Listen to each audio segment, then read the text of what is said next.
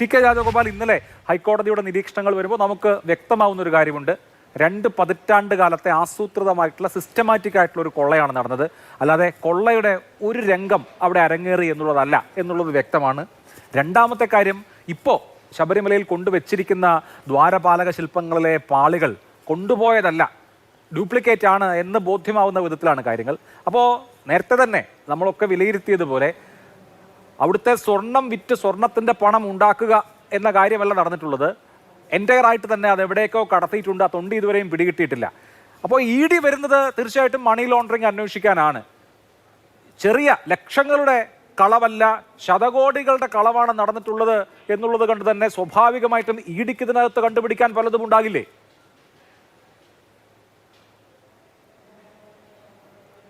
തീർച്ചയായിട്ടും അഭിലാഷേ, അതുകൊണ്ടാണല്ലോ അവർ PMLA act പ്രകാരമുള്ള കേസല്ലേ അവർ എടുക്കത്തുള്ളൂ. അവർ SIT അന്വേഷണത്തെ ഒന്നും അവർ തടസ്സപ്പെടുത്തത്തില്ല. SITക്ക് അവരുടെ സ്വതന്ത്രമായിട്ട് അന്വേഷിക്കാം. ബഹുമാനപ്പെട്ട ദേവസ്വം ബെഞ്ച് അത് ഇന്നലത്തെ ഉത്തരവിൻ്റെ 17ാമത്തെ അവസാനത്തെ ഖണ്ഡികയിൽ തന്നെ പറയുന്നുണ്ട്. ഞങ്ങൾക്ക് വളരെ തൃപ്തികരമാണ്. ഞങ്ങൾക്ക് കേസിൻ്റെ മോണിറ്ററിങ്ങിൽ ഞങ്ങൾ വഹിക്കുന്നുണ്ട്. SITയുടെ അന്വേഷണം വളരെ പഴുതടച്ച അന്വേഷണമാണെന്നാണ് പറയുന്നത്. പക്ഷേ അത് വേറെ വിഷയം. ഇവിടെ ED അന്വേഷിക്കുന്ന അതല്ല. ED അന്വേഷിക്കുന്നതെന്ന് പറഞ്ഞു കഴിഞ്ഞാൽ ഈ പാളികൾ മുമ്പേ അഭിലാഷ് ആദ്യം സൂചിപ്പിച്ചതുപോലെ തന്നെ VSSCയുടെ പരിശോധനാ റിപ്പോർട്ട് പുറത്തു വന്നു. ആ റിപ്പോർട്ടിനകത്ത് വളരെ വ്യക്തമായിട്ട് പറയുന്നുണ്ട്, ഈ 98-ൽ വിജയ് മല്യ കൊടുത്ത സ്വർണമോ ആ പാളികളോ അല്ല, ഞങ്ങൾ സംശയിക്കുന്നുണ്ട് എന്നവർ പറയുകയാണ്. അതിൻ്റെ കാലപ്പഴക്കത്തെക്കുറിച്ചും അവർ സംശയിക്കുന്നുണ്ട്. പാളികളുടെ ഘടനയെക്കുറിച്ച് സംശയം പ്രകടിപ്പിക്കുന്നുണ്ട്. ഇതെല്ലാം ഈ കെമിക്കൽ കോമ്പസിഷൻ എന്നൊരു വാക്കിൽ കൂടെ ചേർത്താണ് അവരിതൊക്കെ പറയുന്നത്. പക്ഷേ ശാസ്ത്രീയമായ പരിശോധനകൾ കൂടുതൽ വേണ്ടിവരും. VSSCയിലെ ശാസ്ത്രജ്ഞന്മാരെ ഇത് പരിശോധിച്ച ശാസ്ത്രജ്ഞന്മാരിൽ നിന്ന് ആധികാരികമായ റിപ്പോർട്ട് അവർ തേടും. കുറച്ചുകൂടെ വ്യക്തത വരും നമുക്ക് സാധാരണക്കാർക്ക് മനസ്സിലാകുന്ന രീതിയിൽ. എന്തായാലും സ്വർണം നഷ്ടപ്പെട്ടെന്നുള്ള കാര്യത്തിൽ യാതൊരു സംശയമില്ല. ഈ ഇരിക്കുന്ന പാളികൾ ഒറിജിനൽ ആണോ എന്നുള്ള കാര്യത്തിലും സംശയമാണ്. അതാണല്ലോ കോടതി ഇന്നലെ തന്നെ പറഞ്ഞിരിക്കുന്നത്. വളരെ സംശയമാണ്. ഒന്നുകൂടെ ക്ലാരിറ്റി വരുത്തട്ടെ ഇത്തരം കാര്യങ്ങൾ. അപ്പോഴേ ശബരിമലയിലെ ഇത്തരം സ്വർണവും ഈ പാളികളെന്നൊക്കെ പറഞ്ഞു കഴിഞ്ഞാൽ അതാണ് ദേവസ്വം ബെഞ്ച് ആദ്യം സൂചിപ്പിച്ച കപൂർ മോഡൽ ഓപ്പറേഷൻസ് എന്ന് പറയുന്നത്. ആ കപൂർ മോഡൽ ഓപ്പറേഷൻസ് നടന്നിട്ടുണ്ടെങ്കിൽ ഇത് സ്വർണ്ണവിലയ്ക്കൊന്നും അല്ലല്ലോ പോയിരിക്കുന്നത്. പാളികൾ മുറിച്ച് വിറ്റിട്ടുണ്ടെങ്കിൽ അതിനൊക്കെ എത്രയോ കോടി, ലക്ഷങ്ങൾക്കും കോടികൾക്കുമാണ് മറിഞ്ഞു പോയിട്ടുള്ളാവും. അപ്പോൾ അതുകൊണ്ട് തന്നെയാണ് ED ഇതിനകത്തേക്ക് വന്നതെന്നാണ് എൻ്റെ ഒരു വിശ്വാസം. കാരണം എന്ന് പറഞ്ഞാൽ കോടിക്കണക്കിന് രൂപയുടെ കള്ളപ്പണ ഇടപാടുകളാണ് നടന്നിരിക്കുന്നതെന്നാണ് സംശയിക്കുന്നത്. ഇന്ന് ദേവസ്വം ബോർഡിൻ്റെ ആസ്ഥാനത്ത് നടക്കുന്ന റെയ്ഡ് ഇപ്പോഴും തീർന്നിട്ടില്ല അല്ലേ? അങ്ങനെയാണ് എനിക്ക് തോന്നുന്നത്. അവിടെ കൂടുതൽ അന്വേഷണ സംഘത്തിലെ ഉദ്യോഗസ്ഥന്മാരെ ഉൾപ്പെടുത്തിക്കൊണ്ട് ദേവസ്വം ബോർഡിൻ്റെ ആസ്ഥാനം റെയ്ഡ് ചെയ്തുകൊണ്ടിരിക്കുകയാണ്. എന്തുകൊണ്ടാണെന്ന് വരുന്നത്? കാരണം അവിടെ കേന്ദ്രീകരിച്ച്, അവിടെയാണല്ലോ ഇതിൻ്റെ സെൻറ്റർ പോയിൻ്റ് എന്ന് പറയുന്നത്. ഇപ്പോൾ ദക്ഷിണയായിട്ട്, സംഭാവനയായിട്ട്, സ്പോൺസർമാരായിട്ട് എത്ര ലക്ഷം രൂപ, ലക്ഷങ്ങളും കോടികളുടെയുമായ തുകകളാണ് അവിടെ മുടക്കിയിരിക്കുന്നത്. ഇതിൻ്റെയൊക്കെ രേഖകളുണ്ടോ? കൃത്യമായിട്ട് അതൊക്കെ അക്കൗണ്ട് ചെയ്യപ്പെട്ടിട്ടുണ്ടോ? ദേവസ്വം ബോർഡ് ഓഫീസിലെ സ്ഥിതികളെക്കുറിച്ചൊക്കെ തന്നെ കോടതി പറഞ്ഞിരുന്നില്ലേ? ബഹുമാനപ്പെട്ട ദേവസ്വം ബെഞ്ച് പറഞ്ഞിരുന്നല്ലോ. അവരവിടെ ചെന്ന് കഴിഞ്ഞപ്പോഴത്തേക്ക് ആദ്യഘട്ടങ്ങളിൽ അവർക്ക് ഒരു രേഖകളും ഇവിടെ കിട്ടിയിരുന്നില്ല.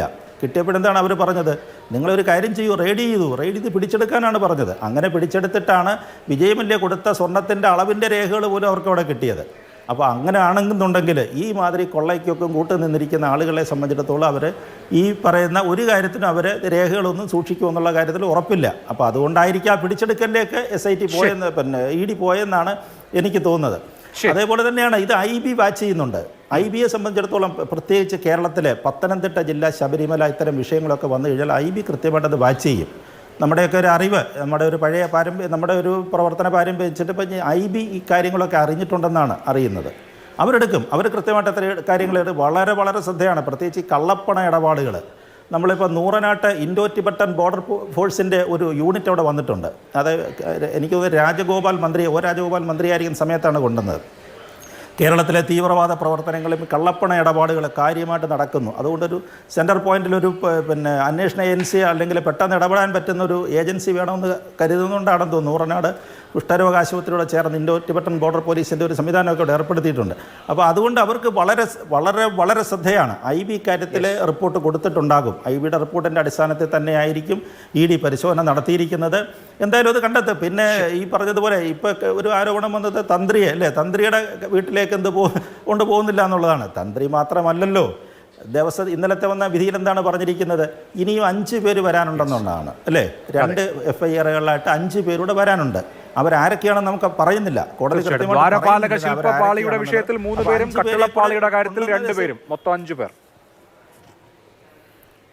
അതെ, 5 പേര് വരാനുണ്ട്. ഇനി ശങ്കരദാസിൻ്റെ ചോദ്യം ചെയ്തിട്ടില്ല ഈ പറഞ്ഞത്. അതുകൊണ്ടായിരിക്കാം ഇത് 1ാം ഘട്ട ക്വസ്റ്റ്യനിങ് ആണെന്നാണ് എനിക്ക് തോന്നുന്നത്. ED യുടെ അന്വേഷണമാണ് നടക്കുന്നത്.